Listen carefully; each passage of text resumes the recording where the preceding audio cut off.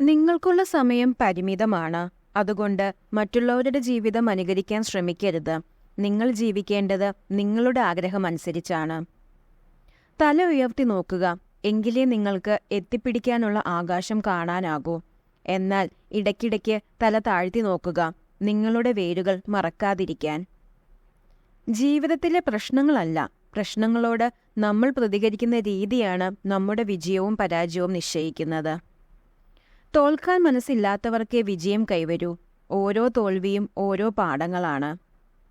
ഈ പരാജയം ജീവിതത്തിന്റെ അവസാനമല്ല എന്ന് ചിന്തിച്ചു തുടങ്ങുമ്പോൾ നിങ്ങളുടെ ജീവിതത്തിന്റെ വിജയം ആരംഭിക്കുകയായി. വിജയിക്കാൻ ആഗ്രഹമുണ്ടെങ്കിൽ തോൽക്കാനും പഠിക്കണം. ഓരോ തോൽവിയും ഓരോ പാഠങ്ങളാണ്. മറ്റുള്ളവർ എന്ത് ചിന്തിക്കും എന്നതാണ് നിങ്ങളെ ബന്ധിക്കുന്ന ഏറ്റവും വലിയ ചങ്ങല. അത് പൊട്ടിച്ചെറിഞ്ഞാൽ പിന്നെ നിങ്ങളെ തടയാൻ ഒരു ശക്തിക്കുമാവില്ല.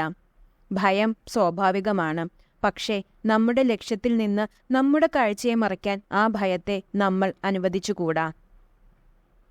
വീഴ്ചകൾ സ്വാഭാവികമാണ്, പക്ഷേ ആ വീഴ്ചയിൽ പതറാതെ വീണ്ടും ഓടാൻ മനസ്സുള്ളവർക്കേ വിജയമുണ്ടാകൂ.